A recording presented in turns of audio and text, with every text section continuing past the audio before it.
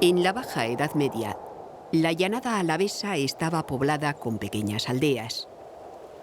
Una de ellas se llamaba Agurain.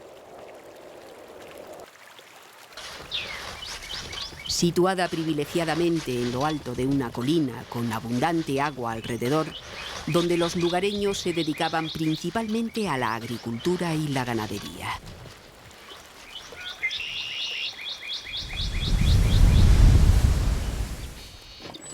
Agurain no tardaría en ir adquiriendo importancia, dada su extraordinaria situación geográfica que propiciaba el tránsito del comercio y el peregrinaje hacia Santiago.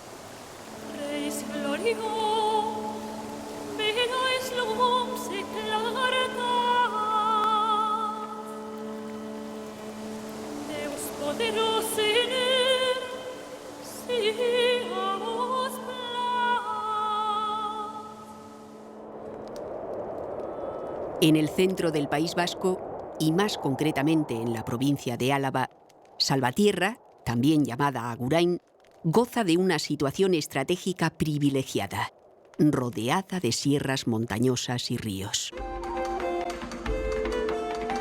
Valores tan importantes en el medievo, además de su situación fronteriza entre el Reino de Castilla y el Reino de Navarra, hicieron que en el año 1256 el rey castellano Alfonso X el Sabio otorgase a Agurain la Carta Puebla, transformando la pequeña aldea en la próspera villa de Salvatierra. Tras la entrega de la Carta Puebla, la villa comienza a fortificarse y para ello se construye una muralla de piedra para protegerla de posibles ataques tan frecuentes en aquella época.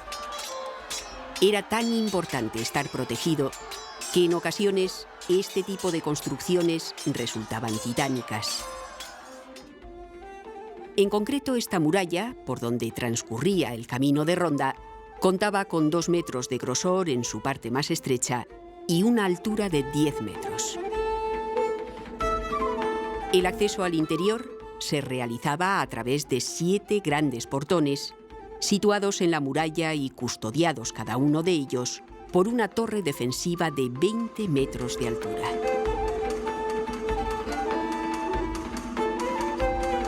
Una de las entradas principales se situaba junto a la iglesia Fortaleza de Santa María y contaba con 2 de estas torres.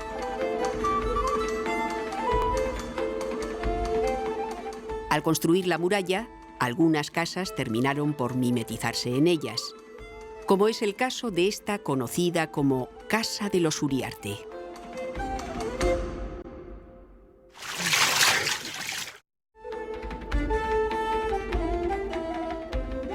En su fachada principal rompe la regla arquitectónica de Agurain al presentar 4 medias columnas endosadas, 2 en la puerta principal y otras 2 en los ángulos de la fachada, siendo un caso único en la villa.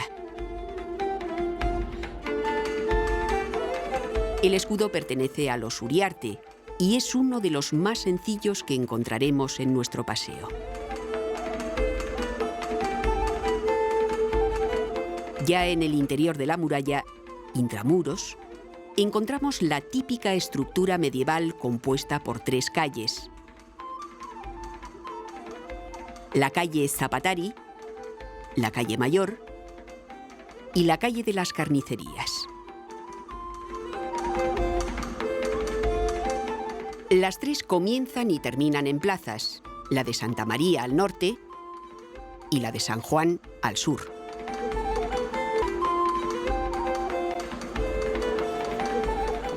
Y es precisamente en esta última donde tenía lugar el mercado.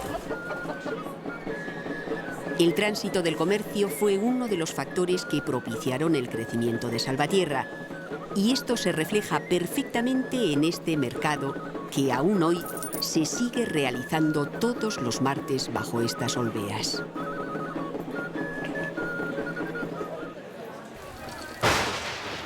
Pero no todo fue fácil. Es el año 1564, uno de los más duros de su historia. Por un lado, una de las pandemias más temidas en aquella época hace su aparición. La peste diezma la población.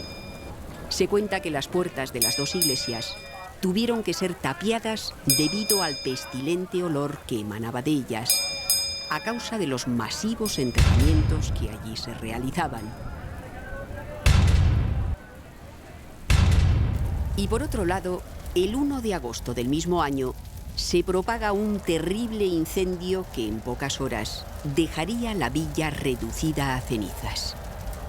Algunas hipótesis apuntan a que fue provocado, siendo este un acto desesperado para acabar con la peste.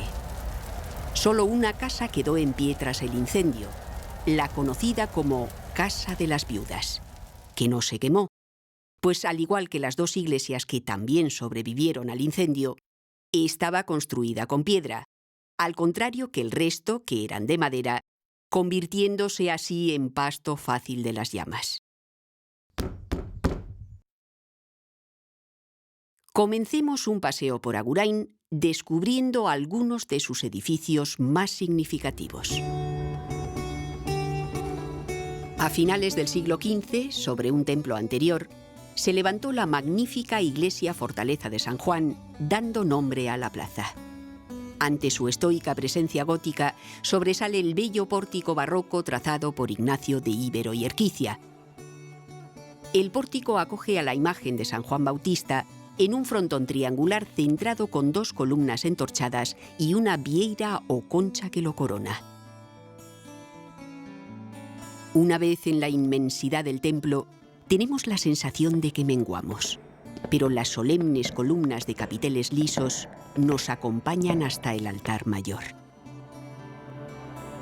Mateo Zabala trazó este altar mayor de sobresaliente arquitectura, además de encargarse personalmente de la talla de los frisos.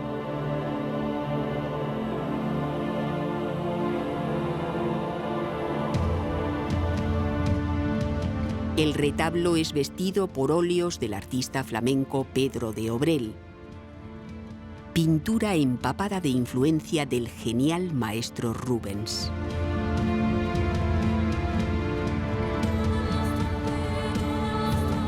Exquisitos y delicados lienzos que nos delatan la ruta por Salvatierra de un rico corredor cultural que unía la península ibérica con el resto de Europa, legándonos estas joyas a su paso.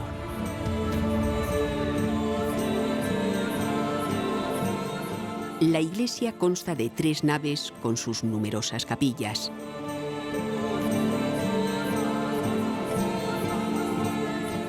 La elegante y consistente piedra blanca de Arrigorrista que viste la iglesia fue una de las más codiciadas para talla, decorados y escudos de armas tanto dentro como fuera de la villa.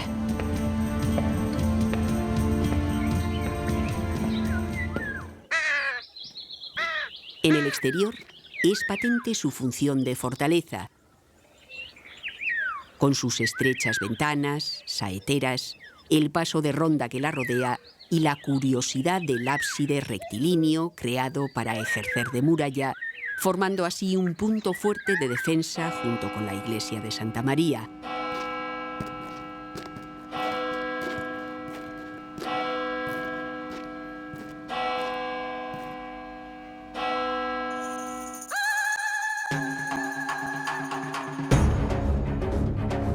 El otro punto fuerte de la villa, la iglesia fortaleza de Santa María.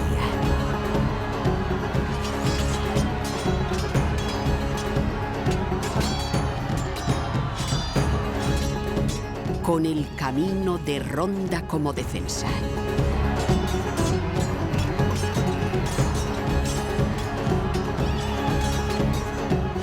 Sus arcos rebajados a fin de atajar posibles invasiones.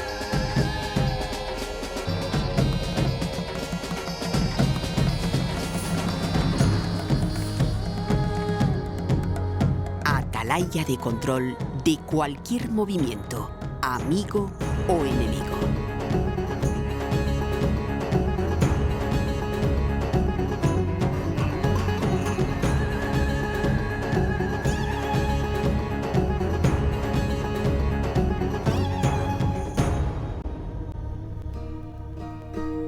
Entre finales del siglo XV, principios del XVI, en una de las puertas principales de la villa, se levantó la iglesia de Santa María.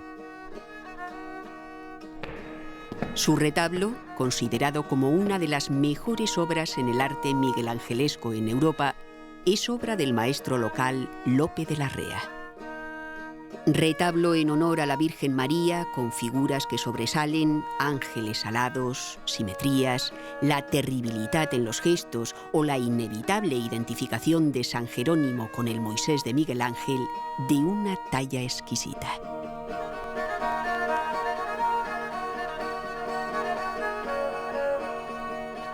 El coro de Santa María es una impresionante obra de cantería para celebrar la victoria de los salvaterranos sobre los comuneros a favor de Carlos V. El bajo coro es plateresco con motivos religiosos y profanos. Minerva, diosa de la sabiduría y la guerra, acompaña a Carlos V, libertador de los salvaterranos, así como Felipe II con su toisón de oro y los motivos religiosos.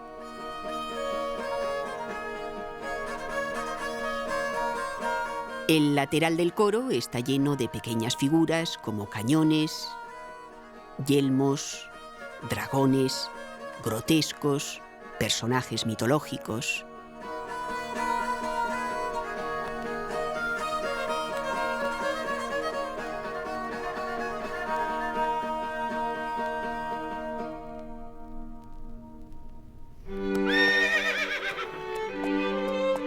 A escasos metros de la iglesia de Santa María, un edificio señorial, exento, conocido popularmente como Casa de los Azcárraga, en referencia al apellido de sus actuales propietarios.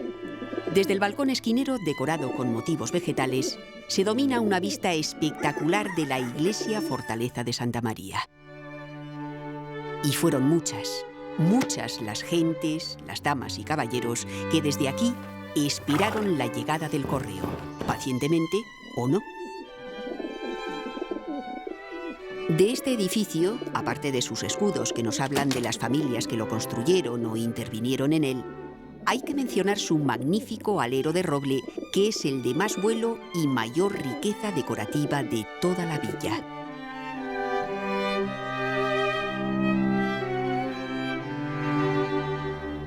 El primer escudo, situado encima del arco de medio punto de la entrada principal, hace referencia a su fundador, don Diego García de Zuazo, que comenzó las obras de esta parte norte del edificio a finales del siglo XVI, y en él se ven las señas de las armas de su escudo.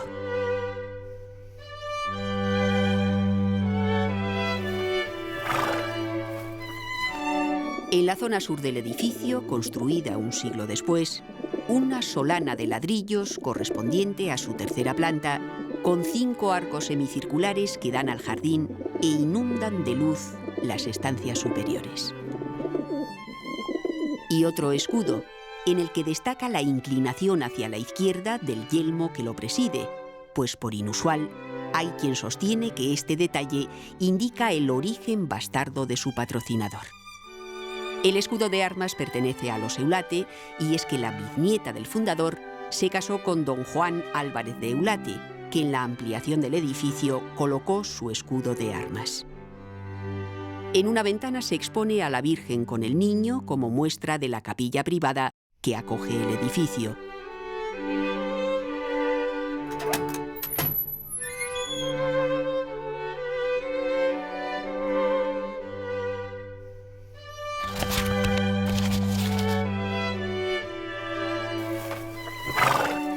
Por último, este singular detalle en la bisagra de su puerta principal, señalando la dirección de su edificio gemelo, conocido popularmente como Casa de Begoña, también en referencia al apellido de sus actuales propietarios. Este otro edificio, situado en la misma calle Mayor, fue construido hacia finales del siglo XVI y comienzos del XVII por uno de los hombres más influyentes de la villa en aquella época, don Antonio Martínez de Oquerruri, casado con doña María Sáenz de Vicuña.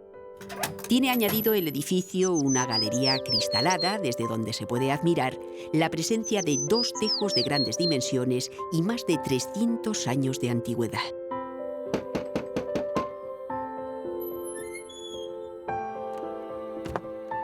Al igual que su gemela, también cuenta con un balcón esquinero en forja de hierro que se asoma al jardín y a la calle mayor.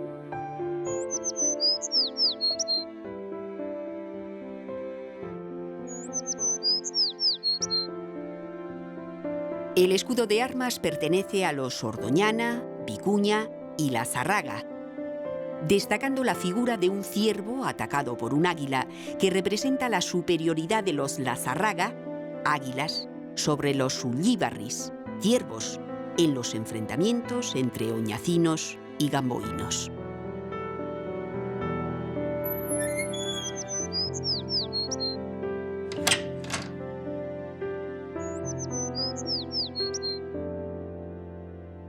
Para despedirnos de este edificio, este escudo, más pequeño, situado fuera de la fachada principal, en el muro que separa la calle mayor del jardín del edificio y que muestra las armas de la familia de los Santa Cruz.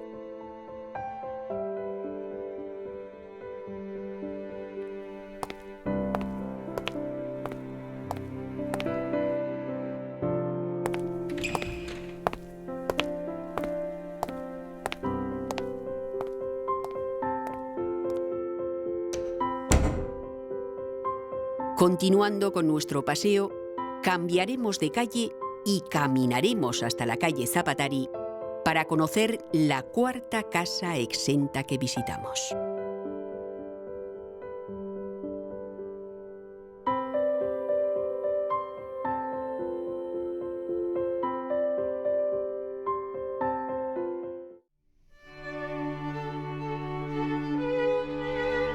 Este edificio, que estos últimos años ha acogido la residencia de ancianos, es conocido como Casa de los Bustamante. Hacia el año 1580 fue el escribano don Juan Martínez de Zumálburu y su esposa doña María Sáenz de Vicuña quienes la mandaron reconstruir después del trágico incendio. Cuentan las crónicas de la época que fue el primer edificio de la villa que se reconstruyó incluso antes de que la Corona de Castilla diera permiso para ello. Si bien es cierto que con toda la villa en ruinas, lo más urgente era su reconstrucción. Un gran escudo en honor a las familias Zumálburu y Vicuña preside el frontal del edificio, de una talla exquisita. Nos muestra en el centro las señas de las 2 familias y a los lados, sujetando el escudo con ambas manos, 2 sátiros con orejas y pies de animal. Destacar una pequeña ventana situada debajo del escudo que fue realizada de forma poco afortunada en una remodelación posterior y que dañó 2 piezas del arco de entrada y dejó al aire parte de la base del escudo. Para despedirnos, caminando tranquilamente calle arriba hacia la plaza de San Juan, nos acercaremos hasta nuestra última parada.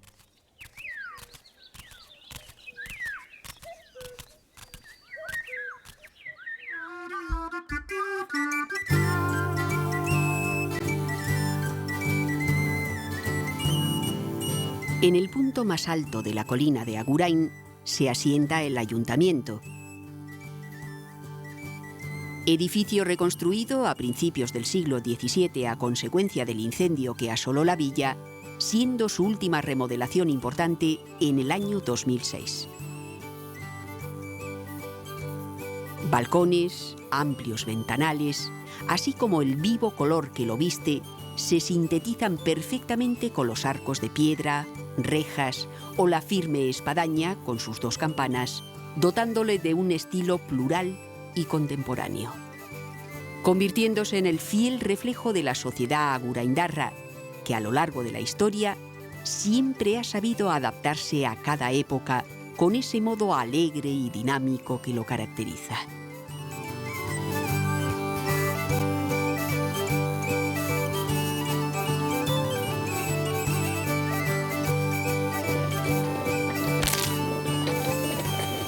La evolución y necesidades en la historia de esta casa pública han determinado que haya albergado una gran variedad de funciones, tales como almacén de vino, consistorio, escuela o cárcel.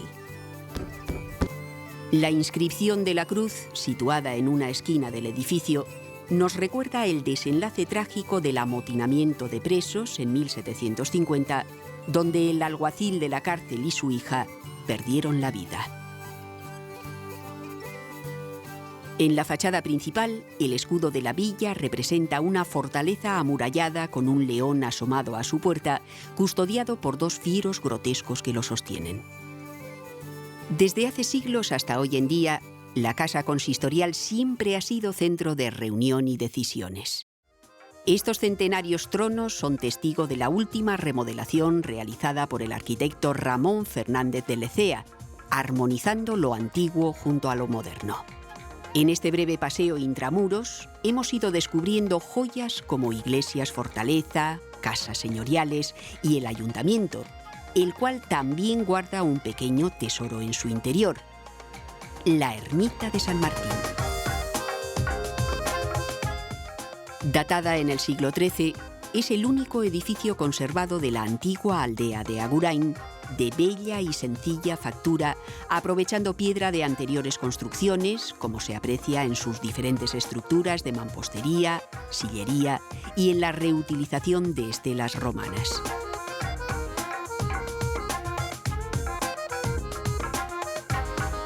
Su decoración se basa en simples motivos vegetales.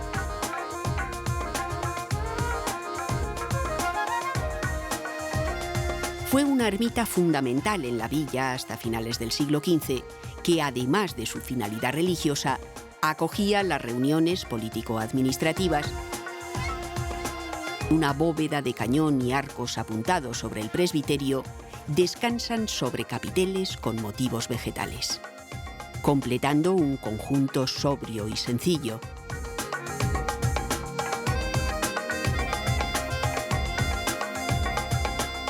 Aquí termina nuestro paseo. Juntos hemos abierto puertas y descubierto algunos tesoros que guarda Agurain. Pero aún hay más. Anímate a descubrirlos.